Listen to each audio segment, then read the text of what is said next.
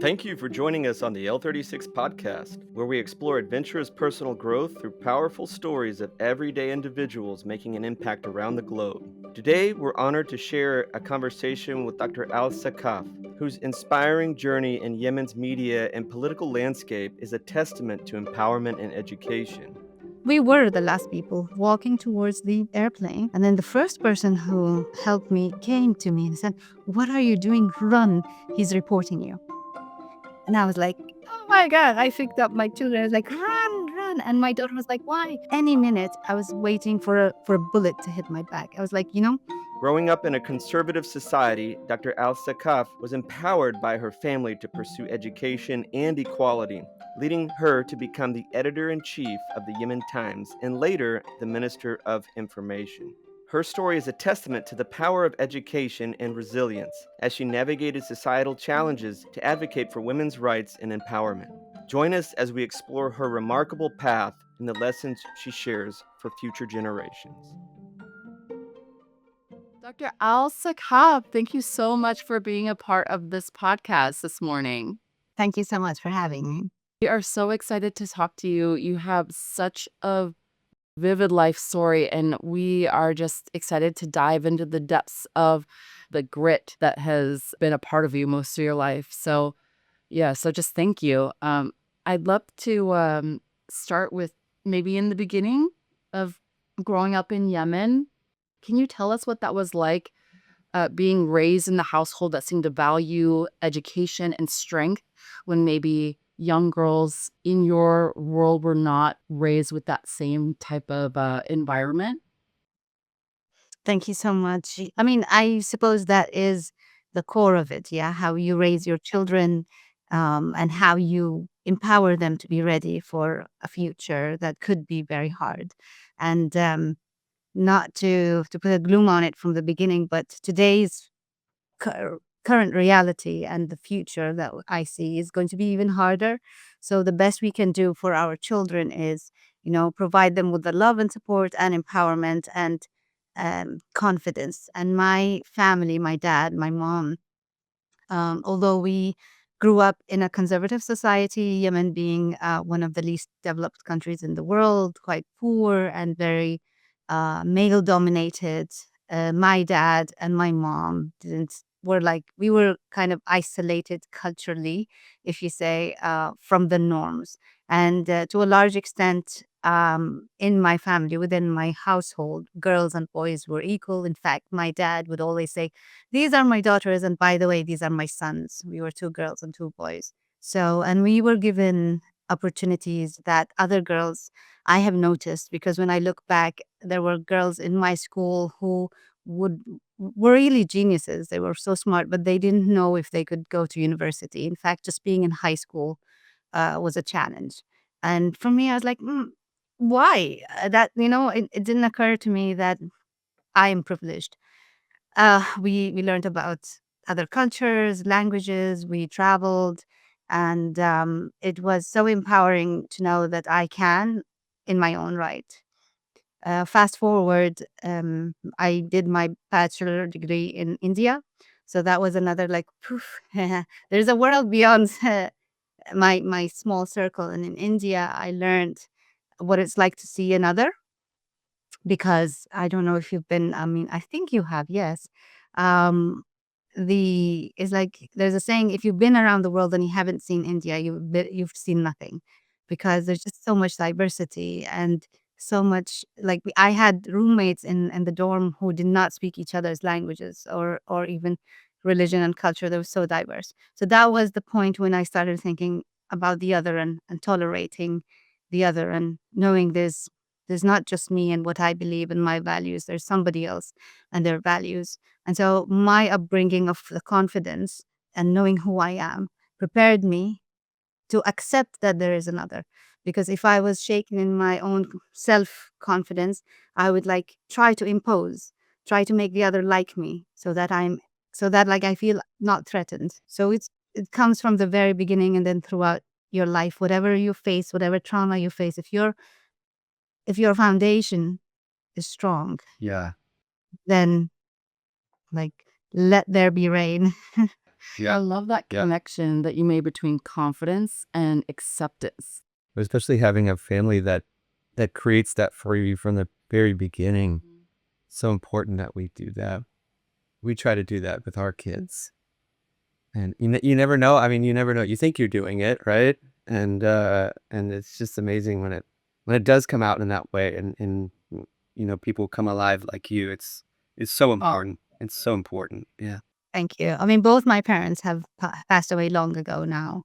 My dad was killed when I was in uni in 1999, and my mom passed away 1 year after that. So it was sad, but I still remember them clearly. One of the phrases that my dad used to always say is, "Hard work never hurts," and he'd be like dying because there's so much work, and he'd be like, "It never hurts." I'm like, "But it does."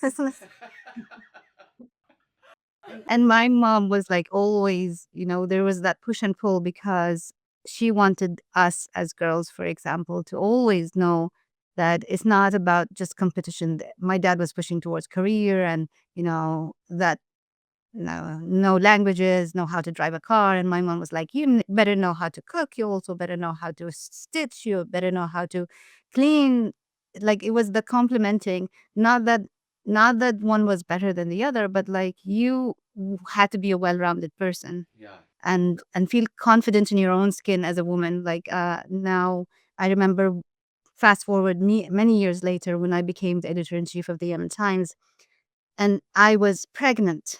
And I remember I arranged for school visits from young girls and boys. And the girls were like, "What? How can you be pregnant? Are you married? How can you be a mom and be at the helm of such an important institution?" I was like, "Why not? It's not either or. So you can, if you have the right balance and the right support around you." And to this day, I think if there was one thing that I did good, is that I showed the little ones that you don't have to sacrifice. You can, with the help, you can be a mom, you can be a wife, you can be a sister, whatever, and still be a strong career woman. Yeah. Yeah. Yeah. I think it's so interesting because we're living in that right now, of support, and where's the support, where can we give support, especially for the support of raising our kids. And and I've looked a little bit at the data of how important it is. It's not just, it's not just a woman or a man or a family of two. It is like this entire crew or tribe or family or community around Village, them. isn't It's a that? village. Isn't that Yeah. yeah? And that's like, as we go through this process, you read about that stuff, you're like, oh, whatever. But when you're in it, you're like, wow, that there's a lot of strength, like truth to that. Like I it, mean, 100%. yeah.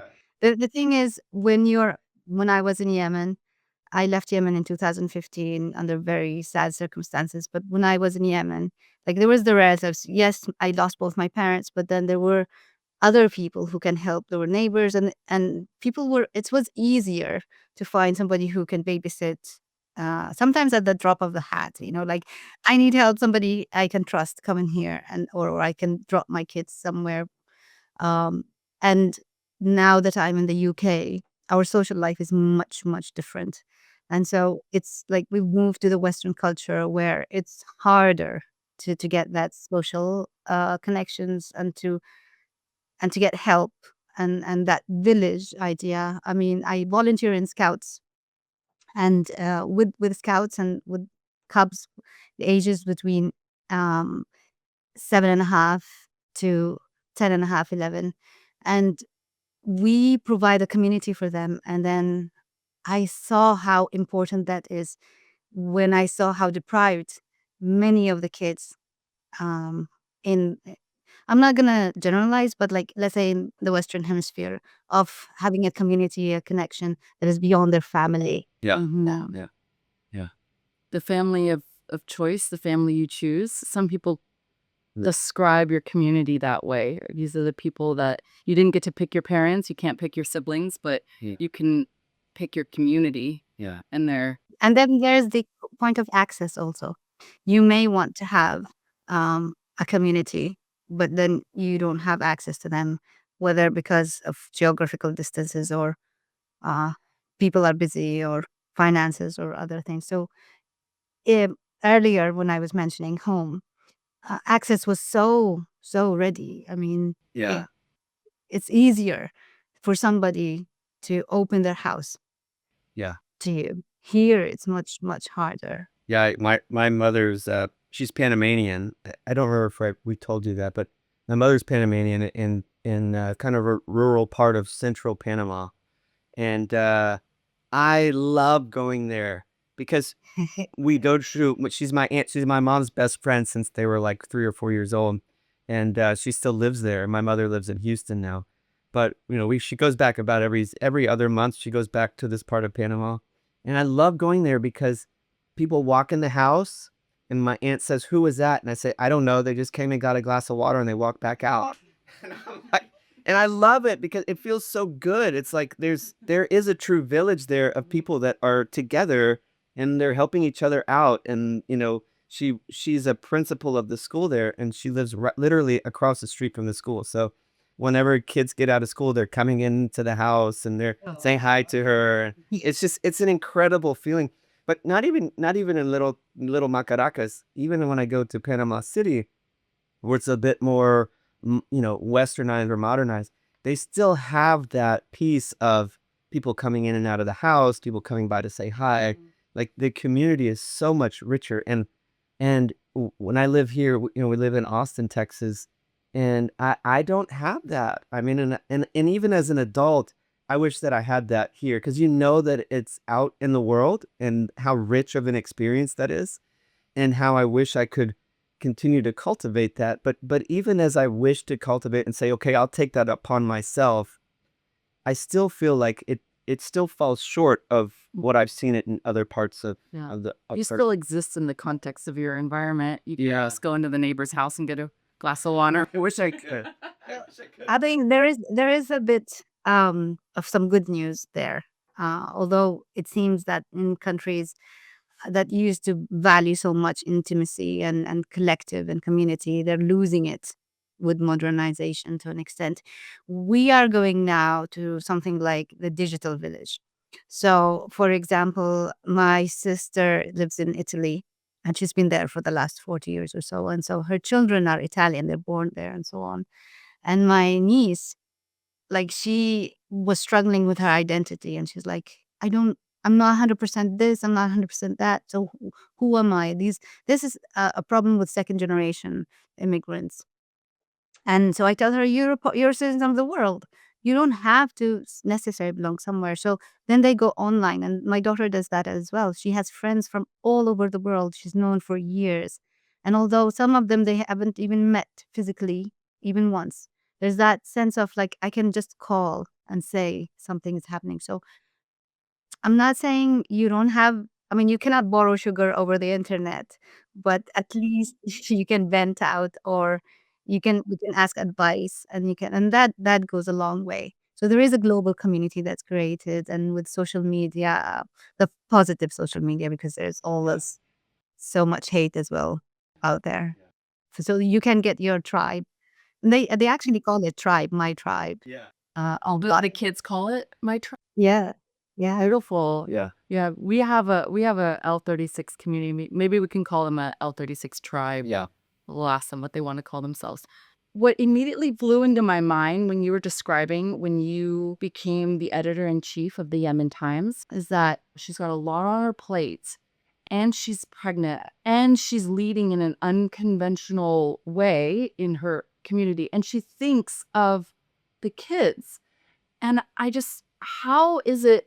I maybe you did answer that question. It's you're in this community where you're thinking of others. It's maybe part of how you think, or Well, I mean, clarification is that this all didn't happen immediately. So my father was killed in 1999. I was still in uni.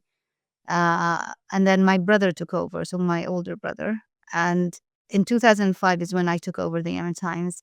And it was quite challenging. I was just married. It's been a year. So I newlywed, if you like. And then there was this new adventure if you like to call it an adventure. Because I was going against the flow, not just in terms of the country's understanding of media and positions of power. It's a male dominated industry, but also within the own institution, I found resistance from within. Like there were people who were used to things in a certain way. That's one. And then the other is that they didn't accept me to boss them around. They didn't accept a female, rather young woman to come and say, this is how things are going to happen. And so in the first year, it was quite hard. And many times I was like, what did I do to myself? Why did I say yes? And I had the support of my family, my brothers and sister, and obviously my husband. But then, Nina, you have to find your tribe. You have to find the sources of support. So seek out the people who will endorse you, who will support you. And if they're not around you, bring them on. So I had, like, being the head of the paper, I had the power technically and legally to bring in my own people. So what I did is that gradually within the first year, I let go half of the staff, and I did it by the book. And I brought in fresh blood, like, younger women and men, but like they were only like highly ambitious, highly interested, like charismatic. They wanted to do something, and these. So I brought them, and it was such a transformation, because then you don't have to fight against your own within the same organization. That was one turning point. And then from then onwards, the idea of mentorship, whether it's for these young journalists or people who come to visit, or even I did training outside the paper, and I traveled a lot during the 9 years I was editor-in-chief of the Yemen Times. And I was trying to be a spokesperson for my country, for Yemen, for Yemeni women, and so on. And like, there's more to Yemen than, and especially when the Arab Spring took place in 2011, the world was seeing, like, I tried to tell them there's more to Yemen than this turmoil. Um, and I had a TED talk in Edinburgh, and I think that was one of the highlights of my career, even though it's not an achievement in journalism, but I felt like it's something I leave behind. So if the internet is to last forever, as they say, years later, somebody's going to Google Yemen, and hopefully that'll come up. Yeah. Well, it's the most watched TED Talking in Yemen. Isn't that right? Is that right? Or I think so. Yeah. I mean, I don't want to brag, but it's, if you go on TED in Yemen, it should come up Yeah. almost immediately. Yes. yes, and so when you made the decision to go to the Yemen Times, did part of you think, just say no? Like, No, that didn't cross your mind. because it was a family business, and it was kind of my turn now. And I wanted to, it's a legacy. And I owed it to my dad. I owed it, who was assassinated for his resistance uh, to corruption, to authoritarianism. And I was like, okay, I can do it. If I don't step up, I mean, first of all, why not me? And then if not me, who is it going to be? And are they going to be loyal to the values of the Yemen Times as much as somebody who's the daughter of the person who founded it? And then I was thinking, I could be a role model.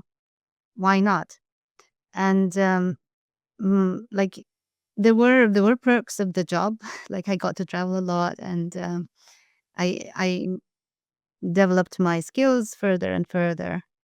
And I think if it wasn't for the Yemen Times, I wouldn't have become Minister of Information in 2014. So there's that. Yes. Yes. And so, do you have any specific stories you can tell about the resistance that you felt inside the Yemen Times, and immediately where you thought, oh, this is unsafe, or this is not the environment that I want to work in? Yeah. Oh, many. I mean, it's been years, but yes. Like, you know, defiance of orders. Like, I would have a journalist, and I would say, we had a meeting and he was supposed to write the story, and then it's due and he's nowhere to be seen. And when somebody calls him, he's like, "Oh, I forgot about that," or "I was traveling," or I'm like what? Yeah. And if then if there are repercussions, then he's angry, and threatening. I've actually had some of the staff whom I let go, actually threaten me and say, "Oh, you're gonna pay for this," and either with violence because culture of masculinity, that sort of thing, or suing.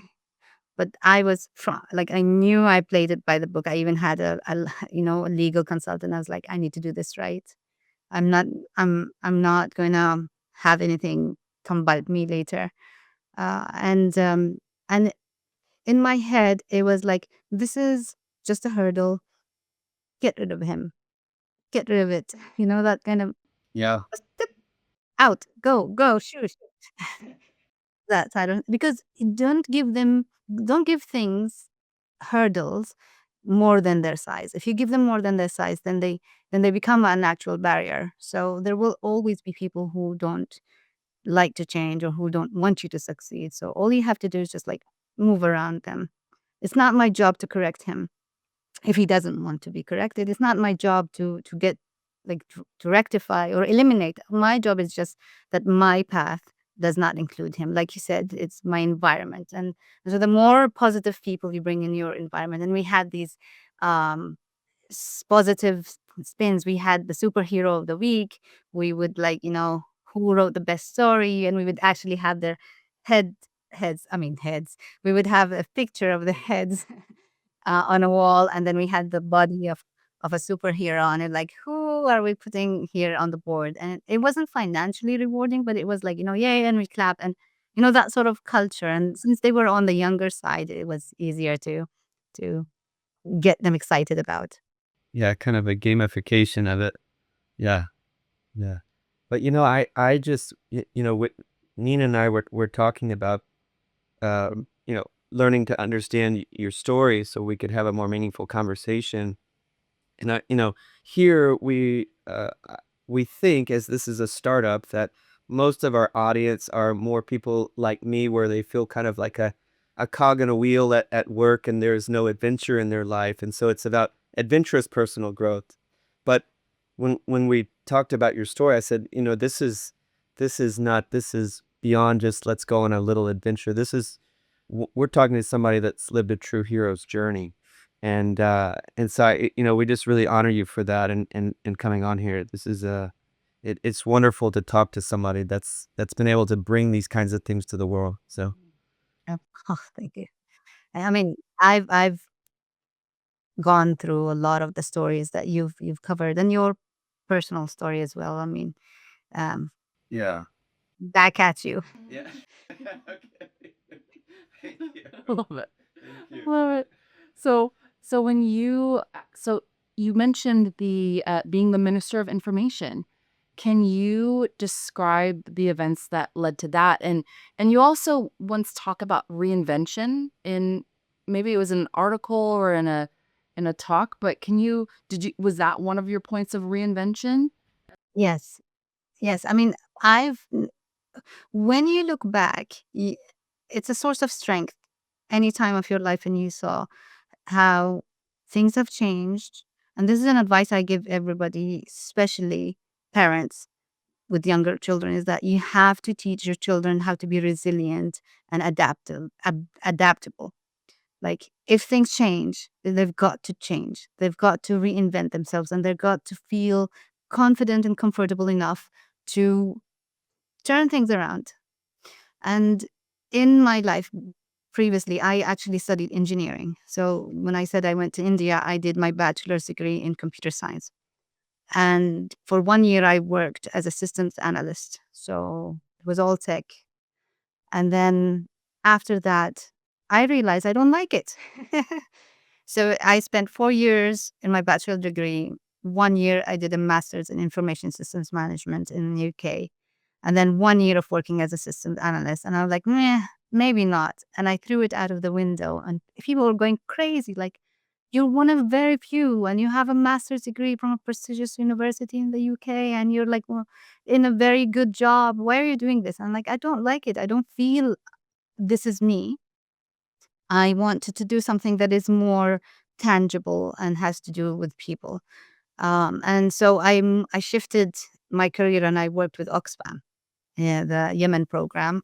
And that was an eye opener, such an eye opener for me. I'm so grateful for that opportunity. I worked in the poverty reduction program and I got to travel within Yemen and I got to see, like, remember when I told you I was sort of isolated from the reality of the women in my country? So that's when I was like, oh, so girls can get married at the age of 13. Oh my God. Oh my God. Girls have to walk 3 hours just to get water.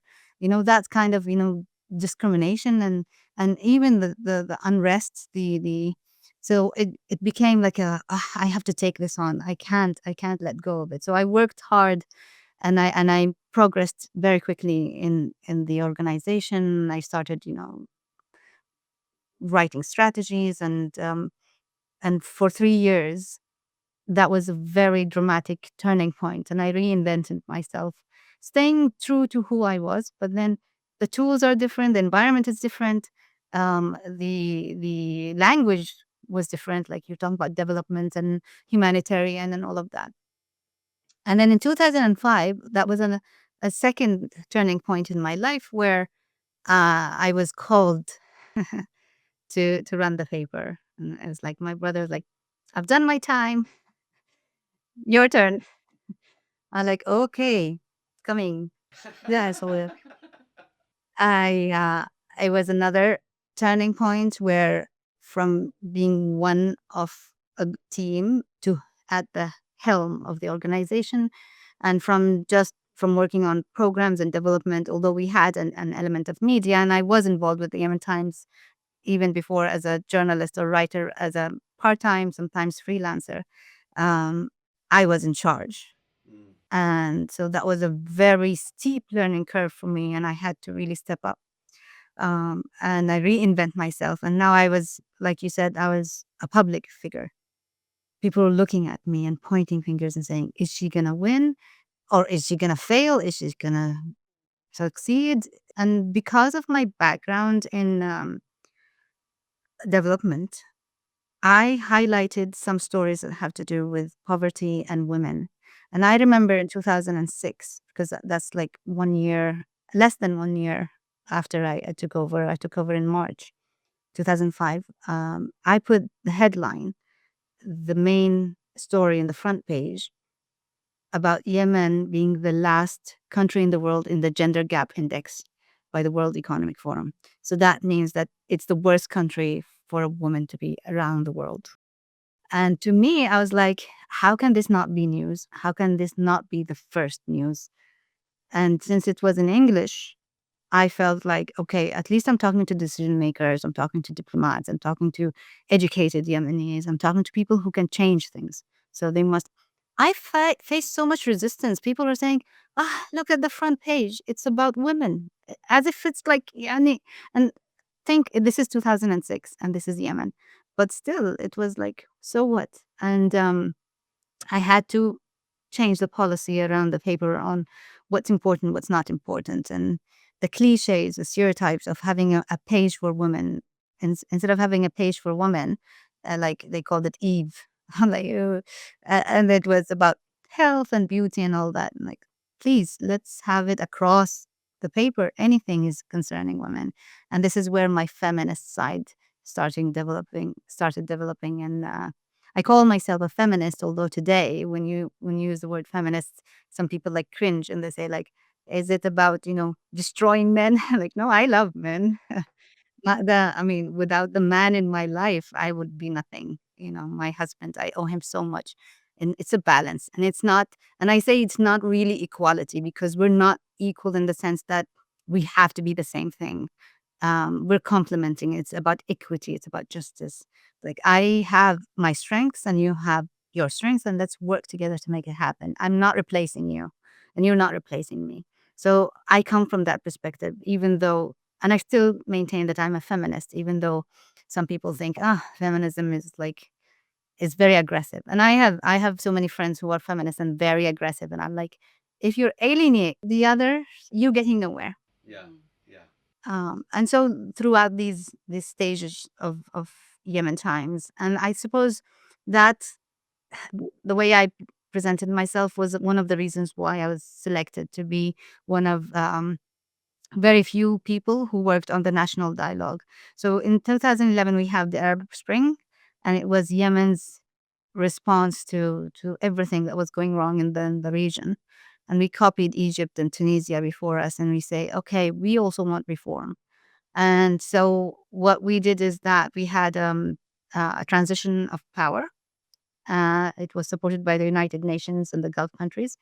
And then the president handed over authority, so called, handed over authority because he kept the strings, he kept control of everything uh, to his deputy. And we were supposed to have a 3-year transition period ending with elections and a new Yemen.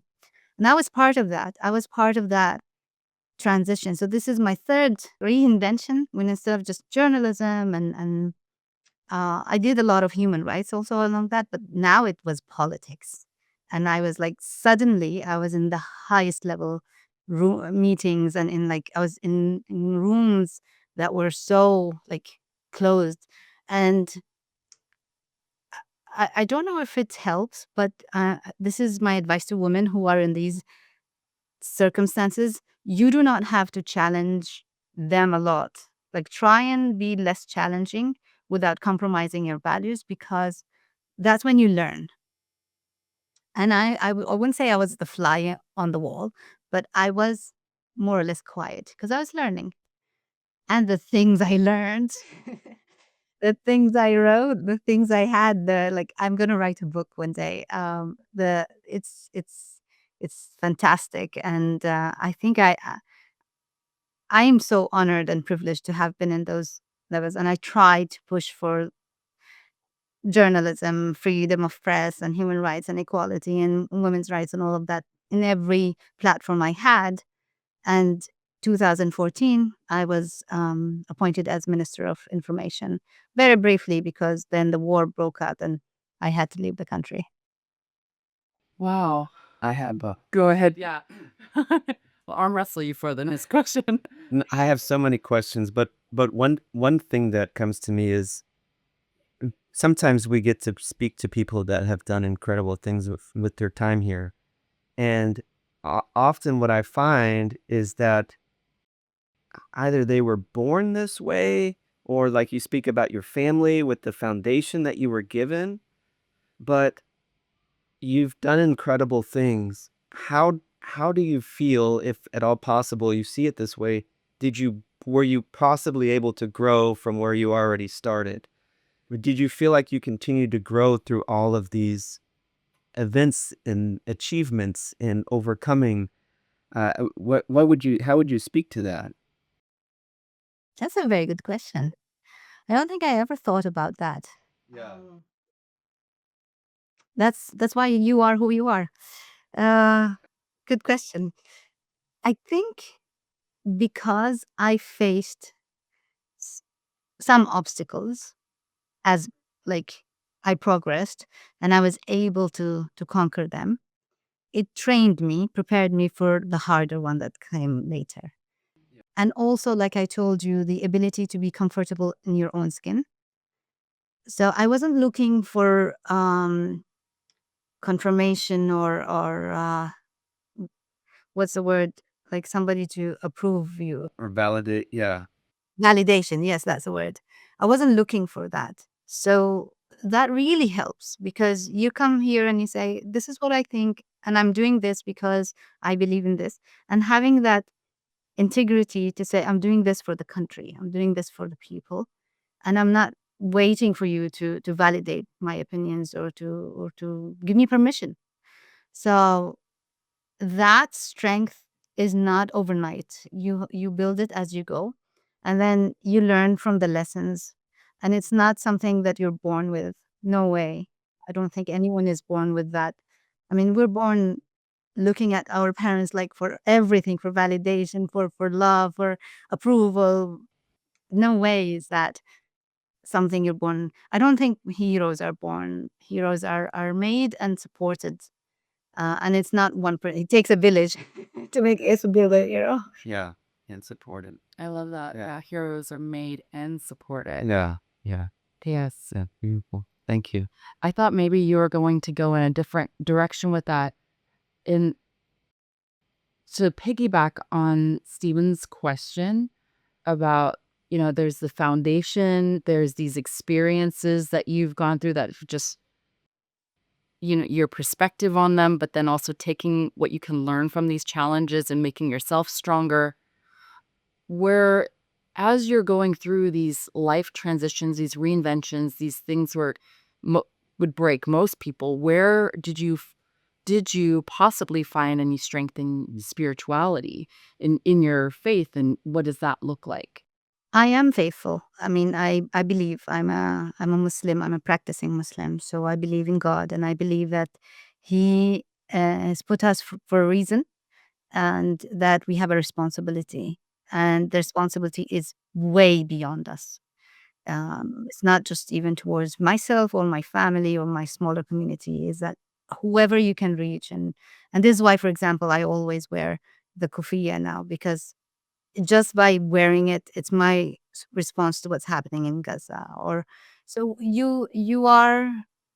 My father always used to say, so back to my dad, used to say, a man is where, I mean, when he said a man is like, man, woman, man is where they place themselves. I mean, it sounds not so powerful in English, but uh, in Arabic, he would say, المرء حيث يضع نفسه. The person, or the person actually in Arabic, is where they place themselves. So you choose your position, your stance, and you kind of force the world to recognize who you are and what you are, and what you stand for. So you choose, you in every decision you make, you choose. Full stop. Don't look for any justification. This is who I am. This is what I believe. That's it. End of story. Moving on. And when I mean, back to your question, Nina, about the strength, where you find, and faith has always been there, and because God is with you even when you're alone. But there's also support of family, and I can see that you're an amazing power couple. It's is like that is invaluable. There's no, mm, you cannot put a number to that. And there is also knowing that you're right. So, for example, in 2014 and 15, there was the coup that happened in Yemen, and the Houthis took over.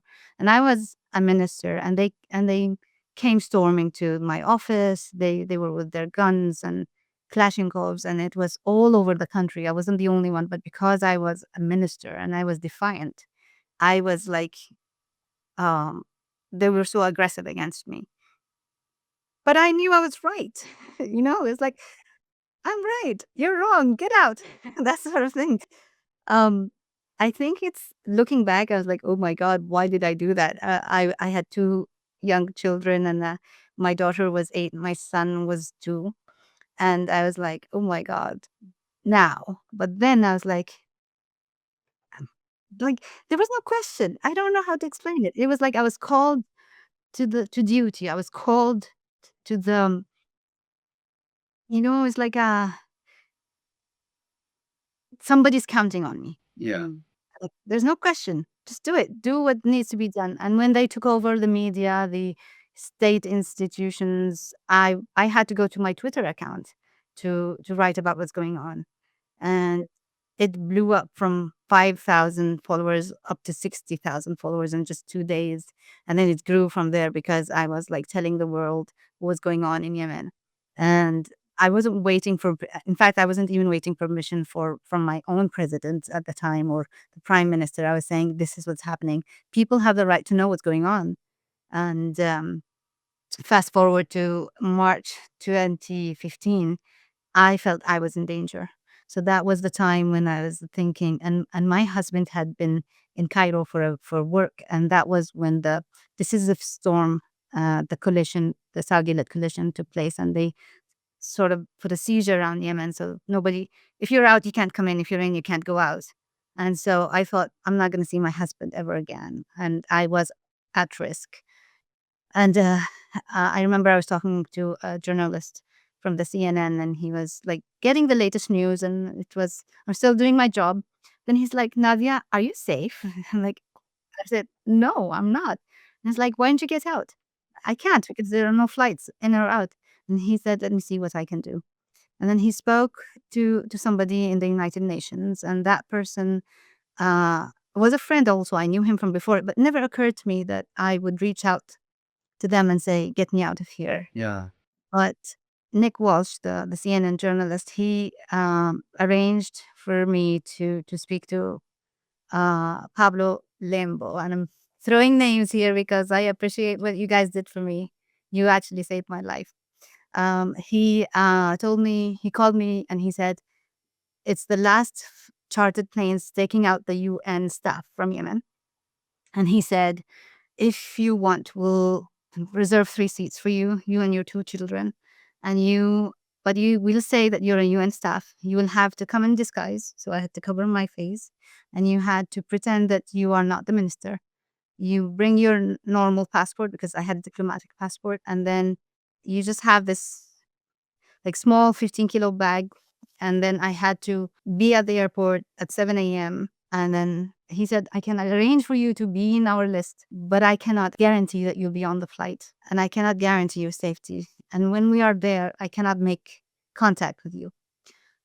And one of the most difficult, and there's another a reinvention sort of moment, one of the most difficult decisions of my life is that when you have to reduce your life into 15 kilos, like I was going around the house thinking, I need this, I need that, I can take this, I can take that.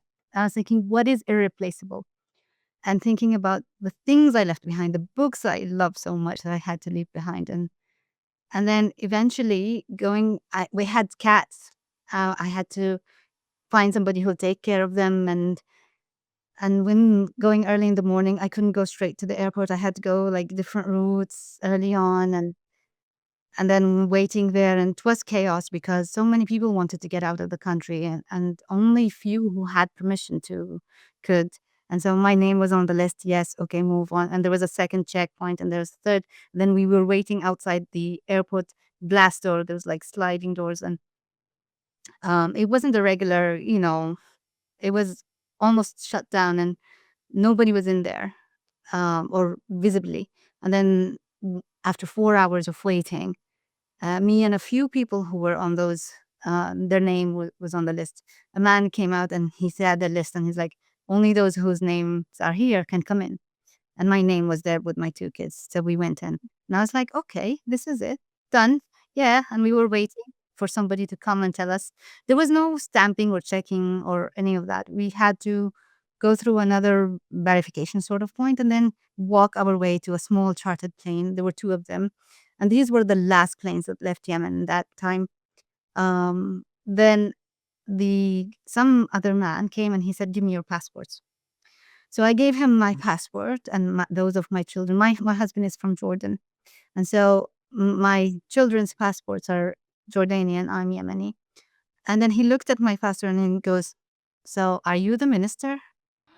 And I was like, yeah. I said, yes, I am. What can you do? Oh, right. He can easily, I was covered, but he can easily say, show me your face. I was a public figure. And I don't know where this man is, but God bless him wherever he is. He said, I am so glad I was the one to check your passports. I believe in what you do. Oh my God. We will create a plan because these flights had a 2-hour window to get out of the country. Otherwise, the Saudi coalition would bomb anything that flew over the Yemeni skies. They controlled the skies. And so he said, we will make sure that you're the last people to go into the plane. So by that time, there's a small window left for them to leave. And so if there's any commotion, hopefully you're out. So I said, okay, I'll wait for you. I'll wait for your signal. And then when the time came, he's like, okay. And so I took my 2 kids and dragging the small bag and going towards the last exit, there was another man. So this other guy, he was like youngish, wearing a Kalashnikov, and I knew he was a bit different. He was from the Houthis. The first one was from the political security of the previous regime. And so he saw my password and that of my kids and gave back to me. And I was like, okay, done. We were the last people walking towards the airplane. And then the first person who helped me came to me and said, "What are you doing? Run. He's reporting you." And I was like, "Oh my God." I picked up my children. I was like, "Run, run." And my daughter was like, "Why? We're going to miss the plane. Come on, run, run." And then we ran and we went up the stairs. And any minute I was waiting for a bullet to hit my back. I was like, you it's that like the blood was frozen in my veins. I was like, okay, now he's gonna say somebody's gonna shout, "Stop that woman," Yeah. or something. And then I climbed the stairs. Somebody's gonna say, "Stop that plane." And I sat on the chair, buckle seat belts. Okay, somebody's gonna stop the plane from taxiing. No. Somebody's gonna stop the plane from taking off. No. And then the plane was in the air and I was looking at Yemen and the airport going smaller and smaller and smaller and smaller. I'm like, I made it. That was a night. I was so relieved. I was like, I took off my veil. I was like, Alhamdulillah, you done it, thanks. And turned out the process of reporting was my favor. The person who checked had a doubt. So he reported to his superior. His superior reported to his superior. By the time the orders came to arrest me, the plane was in the sky. Yeah. So I I didn't know where we were going. We weren't told. We just say, get on the plane, it's out of Yemen. It turned out we were sent to Addis Ababa in Ethiopia. I called my husband. I was like, I'm in Addis. And he's like, okay, I'm in Cairo. I'll buy a ticket for you. We'll meet in Cairo airport on our way to Jordan because that was his home. And like, I didn't think I'd see my husband. And it was like a romantic Hollywood style movie when we met at the gate. And he was like, oh. We went to Jordan and it was like that time I was like, I swore off politics. I was like, not again. Yeah. Few weeks later I was called back to politics. Yeah. We went to Saudi and we tried to um, recover the state that they called it. And I didn't feel it was the right time for me. I just couldn't live in exile as a minister. I didn't feel it was working. And so I went to the UK to do my PhD. I got a scholarship and I was like, yes, I can afford it now. And I did my PhD in politics and I specialized in women's empowerment. And I was like, I did it. Now let me study it. Yeah. And after I graduated in 2019, and I've been working in research and advocacy and basically doing my job, but not as a politician. I don't know if I want to ever be a politician again. I think I want to help politicians do better. And I want to change the perspective on Yemen. And I want to give Yemeni women, especially young women from all around the world who have it tough, that no, there's another way. You can reinvent yourself. I had to start from scratch, leaving everything I own behind. I had to reinvent myself as a student, nobody, from after being a minister of such a prestigious ministry to just somebody who's taking notes in class and trying to pass exams and uh, it is what it is. Yeah, if only your classmates knew who they were sitting next to. Well, at first I tried to hide it. I really tried. I didn't want that. Yeah. But it soon became I think somebody Googled me and I'm like, oh, did you know she used to be? And I mean, second, third year, I was okay with it. Uh, I actually was invited to speak in events and things like that. Yeah. I was like, okay. Oh my gosh, I'm speechless. Yeah, I am. I'm like my heart's beating out of my chest hearing your story. Yeah. Oh my gosh. I And can't my story is not only my story, by the way. I have this platform, your kind invitation to speak. There's so many people like me, not just in Yemen. I mean, in last year, the Houthis captured and arrested so many people working with NGOs and with the United Nations, in fact, and people who managed to get away got away. People who didn't are arrested, and some people were killed. So the story of resistance and escape is not new. It's as old as time. And it's just having that strength to say, I can start over. It's okay.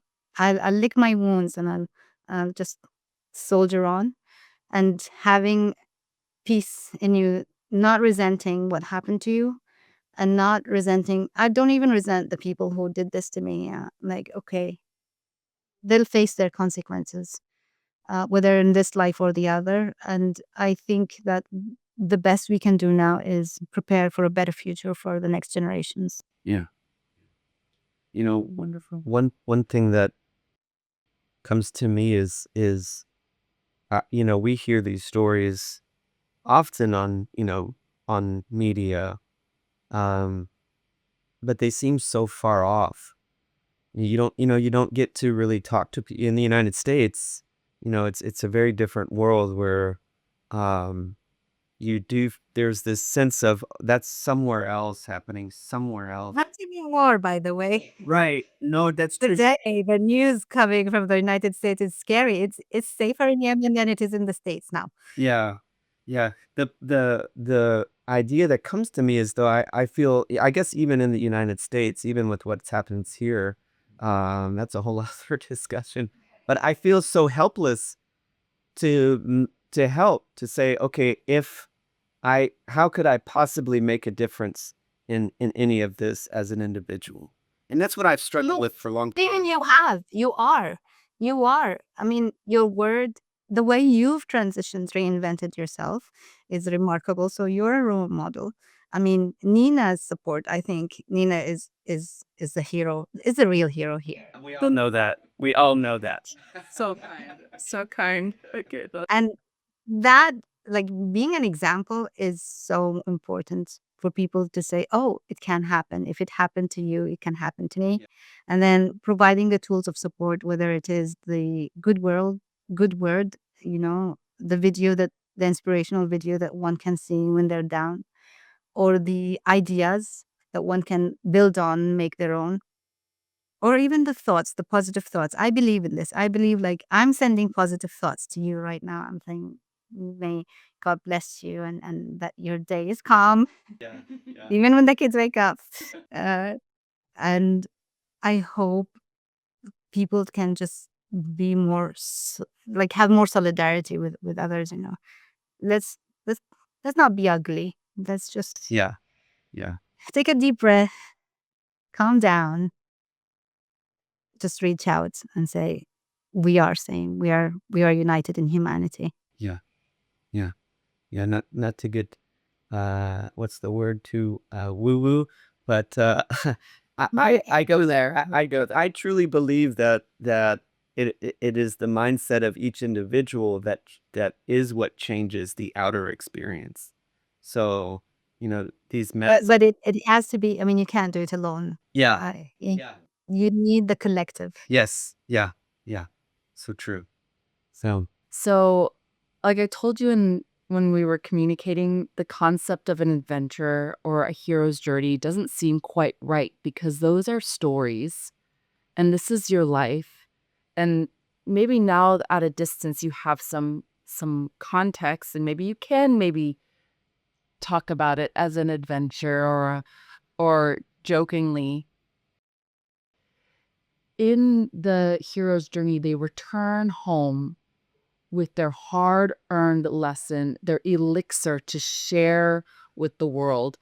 And so after your challenges, if you were to pour this elixir into the ears of young girls all over the world, what would this piece of wisdom be? First, the idea of returning home. I didn't want to. Yeah, I mean, it makes me emotional, not knowing if at all, if ever I will return home, or there will be a home to return to. Uh, you see how things are just falling apart. And this takes me to the other question, is what is home? I think this is something I and many people who have gone through a similar story will struggle with. What is home? How can you impart wisdom to your people if you can't find them? And this builds on what I was telling my niece, whose name is also Nadia, by the way, that your home is the world, is the globe. So if I were to tell the globe, the world, especially young girls who are struggling with their identity or struggling with their place, is just feel confident in who you are. And I'll tell them what my dad used to tell me: do your job, and the pieces will fall in place. Yeah. It's beautiful. Yeah. Thank you, Dr. Al-Sakkaf. I give you a virtual hug. I want to hug you so bad too. Yeah. Oh my gosh, what a wonderful conversation this has been. Thank you for joining us on the L36 podcast, where we explore adventurous personal growth through powerful stories of everyday individuals making an impact around the globe. Today, we're honored to have shared a conversation with Dr. Al-Sakkaf, whose journey continues to inspire and empower others. These dialogues are just the start. To dive deeper into today's insights or explore the rich landscape of wisdom, community, and transformative events we offer here at L36, visit us at our website, l36.io. Join our global family of adventurers, storytellers, and changemakers dedicated to personal growth. Until next time, keep exploring.